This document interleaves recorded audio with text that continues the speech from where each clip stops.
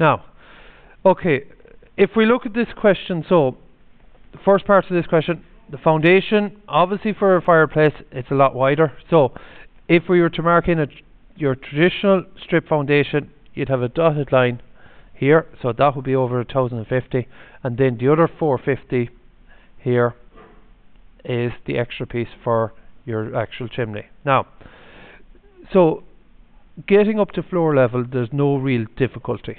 It's a standard question drawing your foundation, your cavity walls, and your actual concrete slab here with insulation underneath it, sand binding and hardcore.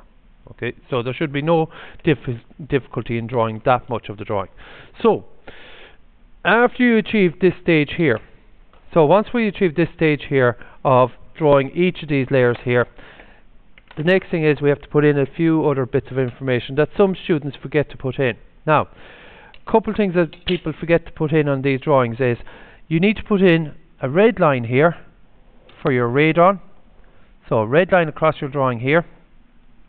Now, your radon barrier then comes up along here. So if I just draw it in here, comes across here, then back down here, and then out along here.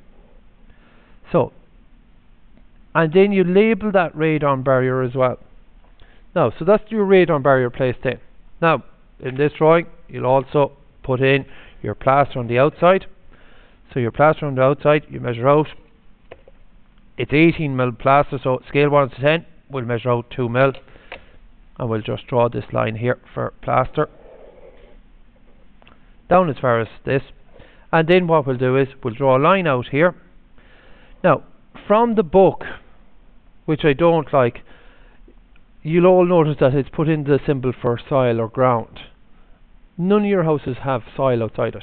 So what you should be doing is, and measure down 10mm here, just draw a line across here, and put in a symbol for concrete, because that's going to be your concrete footpath.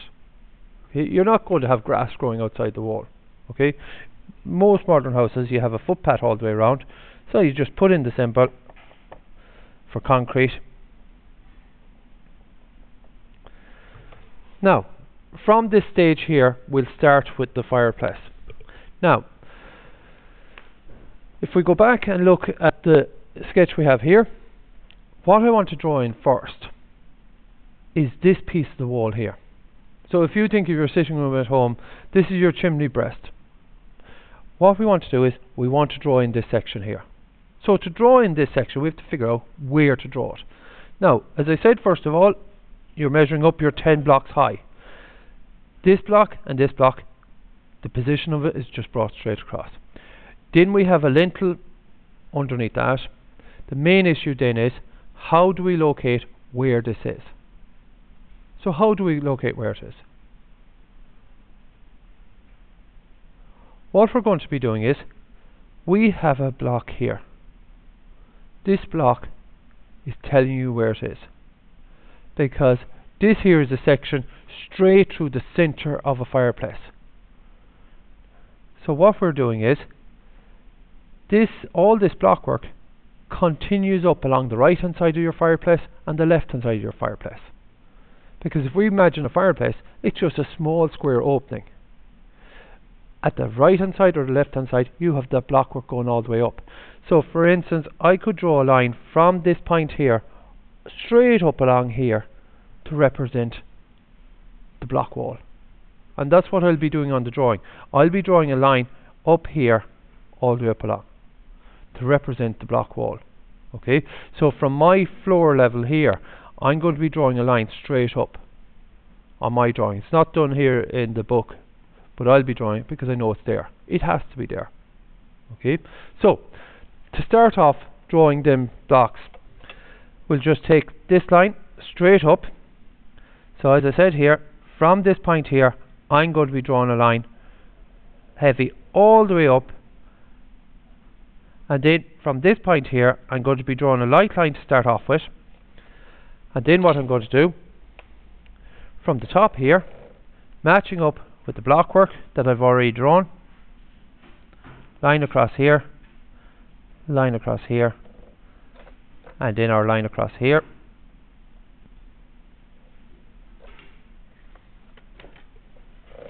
And the top line here. Now, underneath this second block, we're going to measure down 65 mil, and that 65 mil will be for a lintel placed across. So we have a lintel placed across here.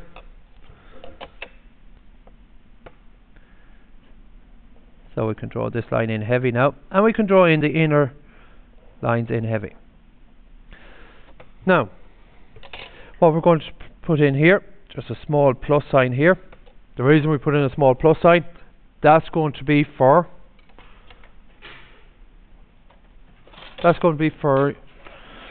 your reinforcement bar going through the lintel. Okay. Now, in the blockwork, and this is a good idea to do for blockwork, just put in two lines here, close together, 60 degrees, just to show the symbol here for blockwork. Okay. Now, the next stage here is we'll start off, if we go back to the book here, we'll start off with this section here. Now, this is an easy section to draw in. Now, this easy section to draw in here, this piece here is concrete. This piece here is, what is it at home in your houses? Possibly marble, granite, could be even stone. Okay, this is what you stand on in front of the fireplace. So it's called your hearth. So it's a protective hearth, and in the book here it says it's 500. Now it has to be 500. It's a fire regulation that the hearth from the fireplace here out to here has to be 500 or greater. Can't be any smaller. So to draw this in, the position of it in your drawing is on top of your concrete, measure up 50 mil, and then from here measure out your 500. Now again, this is all scale 1 to 10. Draw your line, and what we're going to be putting in here, this is our piece of marble here. That piece of marble is 50 high, so 5 on your drawing. And then what we have here, we have more concrete. Now, the reason we put in concrete here is we're not going to put in marble underneath the fire itself, where the ashes from an open fire would fall down on top of it. So, what you have in this section here, this is your concrete, this here then is marble. Now, for the marble, we can put in a symbol of just lines. So a couple lines spaced apart like that, so that it'll stand out from the concrete in your drawing. Now, the next section then, we'll draw in our flue gatherer. Now, our flue gatherer, size of a flue gatherer, now it varies because each of these flue gatherers is precast. So depending on your concrete manufacturer that's making these, they'll make them various sizes. But a standard measurement for a flue gatherer will be 215. Now, why 215? Yes, to match up with the blockwork. So in this here, we're going to be measuring down our 215, which is down 21.5 on your drawing. We're going to be bringing a line in here, 10 mil. And then what we're going to do, we're going to create a slope then on our flue gatherer here. Now, this slope here, we have to figure out where we're going to be putting it. So, to show you how to put it in so that everything will match up on your drawing, we'll go back and look at the book. What we have here, we have flue liners here. Now, we know the starting position for the flue liners here. They're in the center of the chimney. Now, this flue liner here is 200 mils. Now, 200 mils is a standard measurement. The building regulation says minimum of 194. So they make them 200 mils. So what we have to look at is we have to figure out what is the space in here and where do we put these, because once we have these placed in, we can draw in our flue gatherer in properly so that everything will match up on our drawing. Now on a construction site it's a lot easier. So we're looking at a space from here to here. What measurement is it? So from here to here. So the measurement that I'm going to tell you it is, this measurement here is 350. Now the reason it's 350 is, from the previous part of the drawing, this section here is 550. We're taking 100 mils off, and we're taking another 100 mils off. So the space here is 350. So what we're going to do is, we're going to place in our flue gatherer into that space. So to place the flue gatherer in, and obviously looking at the method that we're using here, we have a space here of 350. So what we're going to do is find the centre. So the centre of 350 is 175. So mark off 17.5 mils here, and then measure 100 mils either side, and then on your drawing here measure 2 mils and another 2 mils for the thickness of the flue liner itself. Now what we're going to do is, we're going to draw light lines to start off with. So the light lines we'll start off with is positioned here. And what we're going to do, we're going to bring a line over here from our flue gatherer. Now what I'm going to do here is, I'm going to zoom in on this section here and just refocus this, because this here is a very important detail. Now from looking at photographs from a flue liner, what you notice about the top of the flue liner? What has the top of a flue liner got? It's got a groove all the way around that the flue liner fits into. So the flue gatherer, what we have to do here is, we have to measure down and measure in. Now the thickness of this flue liner is 20 mil on this drawing. So what we're going to do is, we're going to measure down 2 mil. And what we're going to do is, we're going to bring a line straight in. So what we're going to do, bring this line over here. What we've now drawn is the top of that flue gatherer. So if I draw it in heavy, then the top of the flue gatherer is drawn here. It's drawn here. Now we want to finish the flue gatherer then. So to finish the flue gatherer, we bring down an angle here, joining to this original point here.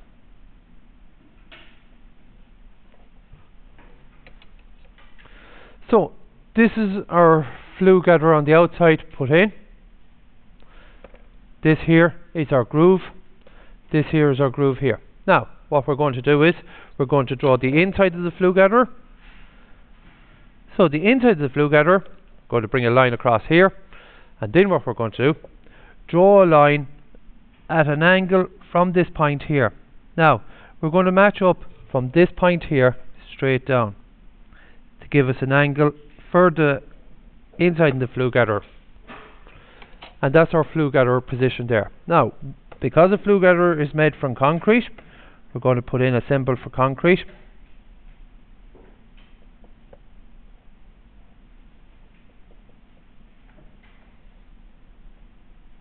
And a symbol for concrete here. Now from this stage here, we're going to finish off the top section of the drawing. So the top section of the drawing, we're going to drawing what a flue liner looks like, and a full flue liner. So in our drawing here, a flue liner measures 450 in length. So from this point here, we're going to measure up 430. Now I've said a flue liner measures 450. I'm saying from this point here, we're going to measure up 430. Then from this point here, we're going to bring a line straight in 2 mils.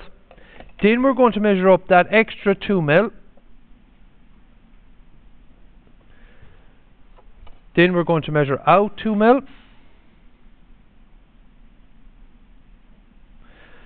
Then we're going to measure down 2 mil.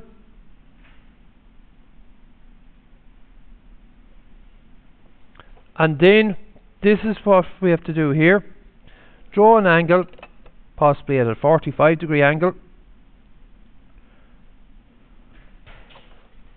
And then we're going to finish this line down here. Now, to go through that again, from this point here, up 430, over 2 mil, which is 20, up 2 mil, out 2 mil, down 2 mil, and then a line angled. Now, at the other side of the drawing, it's the exact same thing, it's just drawn to your left hand side. So we can bring our measurements straight over. And then what we're going to do, bring this measurement over here.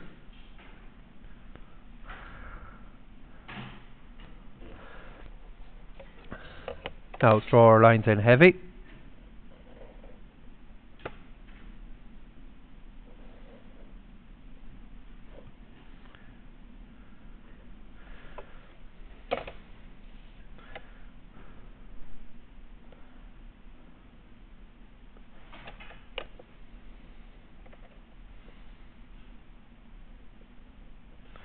Now, that's our flue liner, and then in the construction exam you'd be asked to draw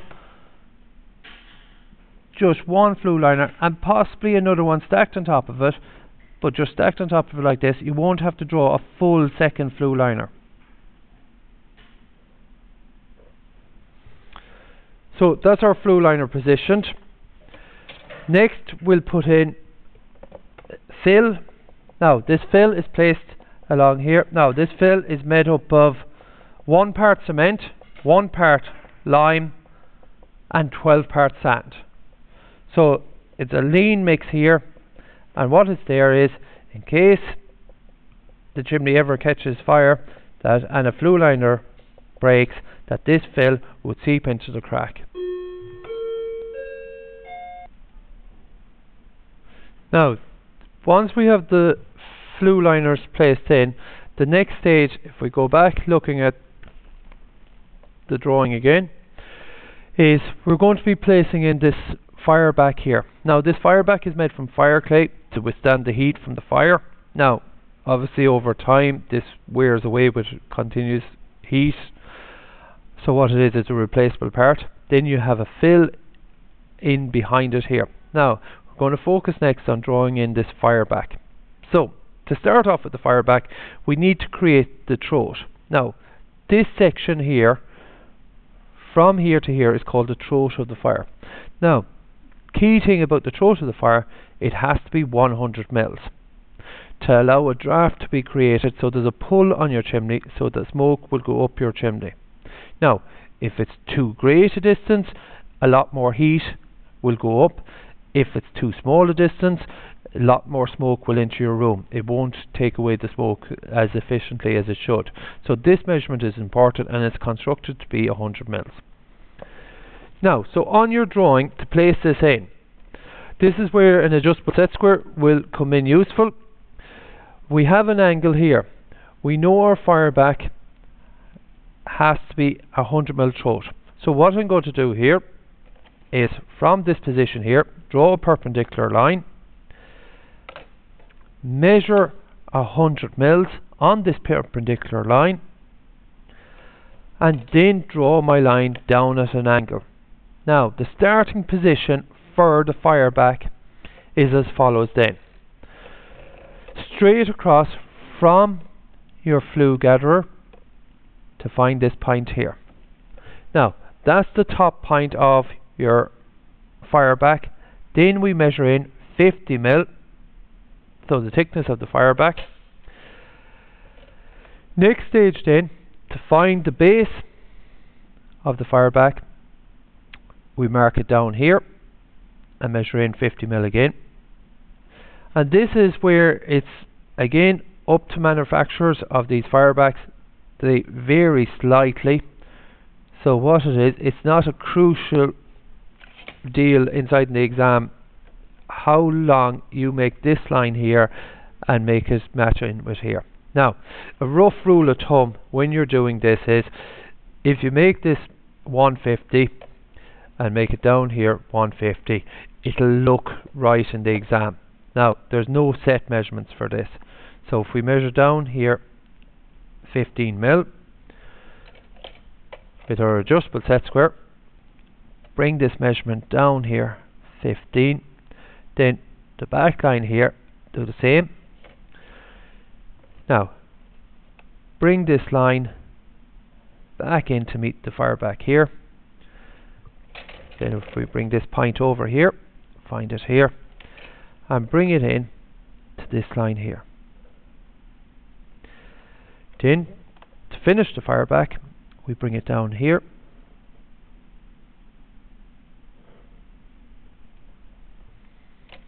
And that's our fireback placed in.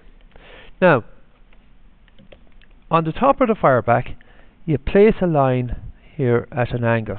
Now, that line is representing the smoke shelf here. So what you have in a chimney, you'll have smoke rising up through the throat here, gathering here, and then going up here. Okay, so this is creating the pull in the chimney. Now, over time, when fireplaces and chimneys are being cleaned, soot comes down here and builds up here. So this area here has to be cleaned when you're cleaning a chimney, because it's called a smoke shelf, so soot will build up on that smoke shelf over time. Now, behind the fireback here, it's filled with material, a fill material, and what this is, again, it's to stop any fire spreading out into your cavity. Now, all this insulation behind the wall in this section has to be non-combustible. It can't be your standard insulation you put in your wall. It's a non-combustible insulation material. Now, with this much of the drawing finished, there's a few last pieces to put in on our drawing. Now, on your drawing, if we zoom out, there's a couple things that will gain students a few extra marks. For example, we need to put in our hardwood floor, so we measure up 2mm, draw a line out along here, 2mm, and then we measure if we put in floorboards that are 150, just so that you have a finished floor inside. So we bring our lines down here.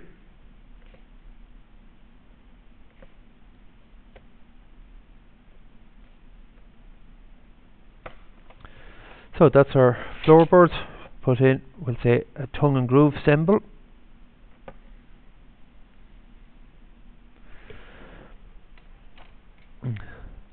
And then another key thing that students leave out is we need to put in the blockwork here a blue line here to represent the DPC in the wall.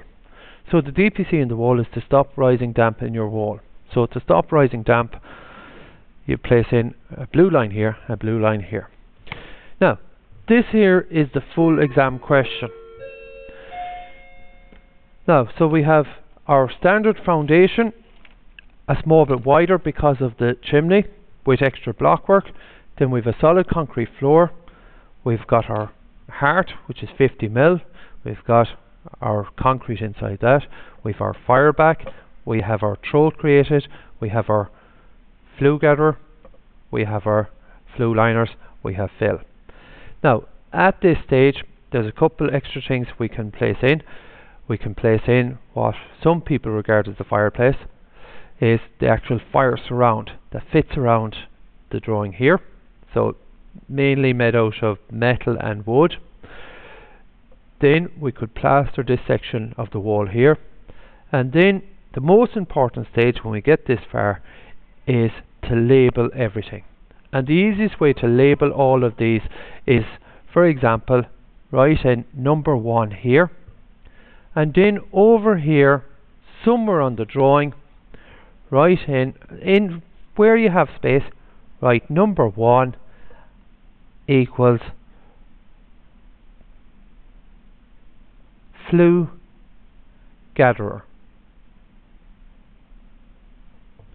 So flue gatherer, then go to the next section, possibly flue liner, write in number 2, and so on, and label the entire diagram down along here. So now these numbers can be put in biro if you want.